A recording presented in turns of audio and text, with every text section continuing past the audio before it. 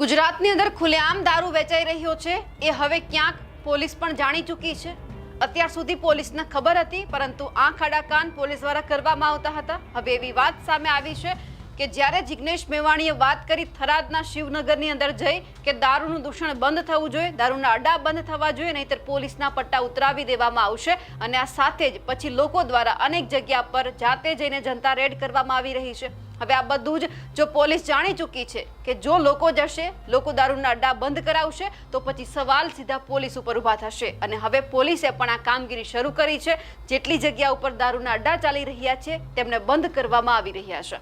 નમસ્કાર, આપ જોઈ રહ્યા છો નિર્ભય ન્યૂઝ અને હું છું આપની સાથે રિદ્ધિ। થરાદનું શિવનગર કે જ્યાં જિગ્નેશ મેવાણી પહોંચ્યા અને એમણે ત્યાંથી સ્પષ્ટ વાત કરી દીધી કે ઘણા બધા એવા વિસ્તાર છે કે જ્યાં દારૂના અડ્ડા ધમધમી રહ્યા છે, લોકો ખુલ્લેઆમ દારૂ પી રહ્યા છે, દારૂનું દૂષણ બેફામ વધી રહ્યું છે, એમને બંધ કરવામાં આવે એટલે પોલીસ પણ આમાં સહયોગ આપે। પોલીસને ખબર છે કે આ જગ્યા ઉપર દારૂના અડ્ડા ચાલે છે, પણ ક્યાંક પોલીસને હપ્તા મળતા હોય એટલે પોલીસ આ બધું કામ નથી કરતી। અને પછી જિગ્નેશ મેવાણીએ કહી દીધું કે હવે પોલીસના પટ્ટા ઉતરાવી દેવામાં આવશે જો અહીંયાથી દારૂ છે તે બંધ ના થયો વેચાતો। અને સાથે સાથે વાત પણ પોલીસે સમજવા જેવી હતી કે ફક્ત એ જગ્યા ઉપરથી ક્યાંય પોલીસને ટાર્ગેટ કરવામાં નહોતી આવી, ત્યાં જેટલા પણ નીચે લોકો બેઠા હતા એમને પણ કહી દેવામાં આવ્યું હતું કે તમે પીવાનું બંધ કરી દો, તમે લેવાનું બંધ કરી દો, તો જાતે જ જ્યાં દારૂના અડ્ડા ધમધમી રહ્યા છે બંધ થઈ જશે।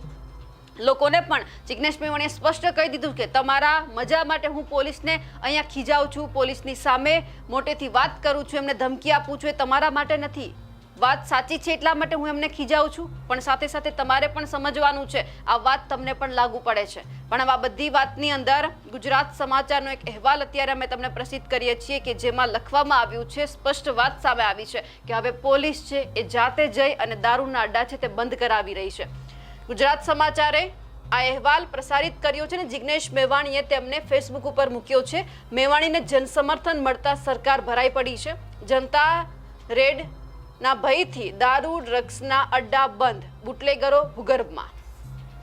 ગુજરાતમાં દારૂ ડ્રગ્સની લતમાં યુવાઓ મોતના મુખમાં ધકેલાઈ રહ્યા છે, ત્યારે ધારાસભ્ય જિગ્નેશ મેવાણીએ મહિલાઓને સાથે રાખી થરાદ ડીએસપી કચેરી માથે લીધી હતી। આ ઘટના બાદ દારૂબંધીને લઈને બરોબરનો વિવાદ જામ્યો છે। હવે જ્યારે ખુદ લોકો જ દારૂ ડ્રગ્સના અડ્ડા પર જનતા રેડ પાડે તેવી ભીતિ સર્જાઈ છે, જેના કારણે પોલીસે દારૂના અડ્ડા બંધ કરાવી દીધા છે, જ્યારે બુટલેગરો, ડ્રગ્સ પેડલરો ભૂગર્ભમાં પણ ઉતરી પડ્યા છે। વહીવટદારોએ મોં સંતાડ્યું, સરકારે પોલીસને હાથો બનાવવાનો ડ્રામા રચ્યો પણ કારગર નીવડ્યો નહીં।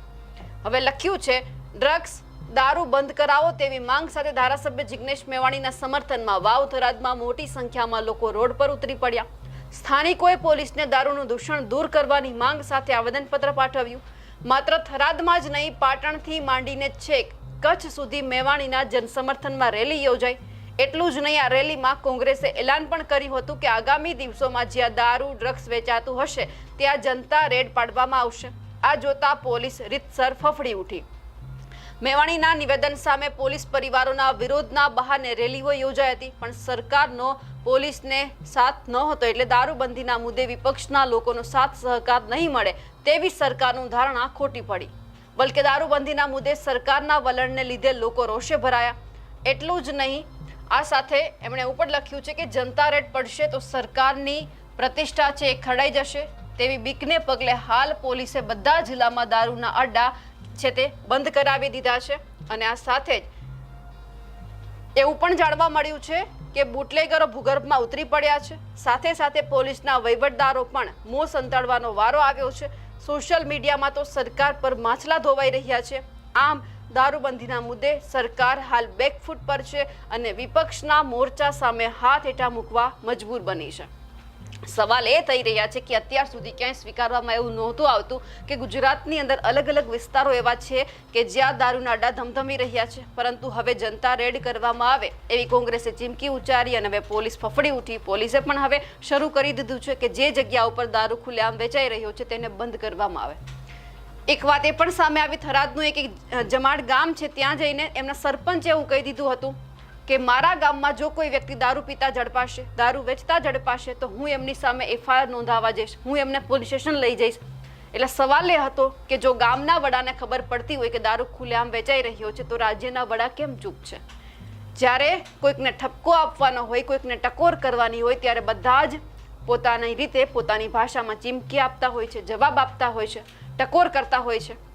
પણ કોઈ એવું નથી સ્વીકારતું કે આપણા ગુજરાતની અંદર જે ખુલ્લેઆમ દારૂ વેચાઈ રહ્યો છે એ આપણી પણ ફરજમાં આવે છે કે આપણે બંધ કરાવો. ખાસ કરીને સરકારના નેતાઓને, અલગ અલગ જિલ્લાના ધારાસભ્યોને પણ કહેવાનું કે જો તમારા તાલુકાની અંદર, તમારા જિલ્લાની અંદર ક્યાંય પણ દારૂ ખુલ્લેઆમ વેચાય છે તો તમારી અંદર આવે છે કે તમારે એમને બંધ કરાવવા, જેથી કરીને ગુજરાતની અંદર એક આપણે બધાને ખબર છે કે ગાંધીના ગુજરાતમાં દારૂબંધી છે છતાં પીવાય છે. તો પછી સાબિત કરીને જ્યારે બીજા લોકો આપણને બતાવે છે તો પછી આપણે ખાલી મૌન સેવવું પડે છે. એટલે તમામ નેતાઓને, મંત્રીઓને, બધાને વિનંતી છે કે જો તમારા વિસ્તારની અંદર ખુલ્લેઆમ દારૂ વેચાય છે તો બંધ કરાવો. કોઈ જ તમને સવાલ બીજો ત્રીજો કરવા માટે નહીં આવે, પણ જે તમારી ફરજમાં આવે છે તો પૂરો કરીને બતાવો. હવે પોલીસ દ્વારા જે દારૂના અડ્ડા અત્યારે બંધ કરાવવામાં આવી રહ્યા છે તેમને લઈ આપ શું માનો છો? શું ખરેખર લાગે છે કે જિગ્નેશ મેવાણીએ જે આખો આ વિરોધ ઉઠાવ્યો એમની જ અસર છે? અમને કમેન્ટ કરીને ચોક્કસથી જણાવજો. સાથે જ અમારી નિર્ભય ન્યૂઝ ચેનલને લાઇક, શેર અને સબસ્ક્રાઇબ કરવાનું ભૂલશો નહીં. નમસ્કાર.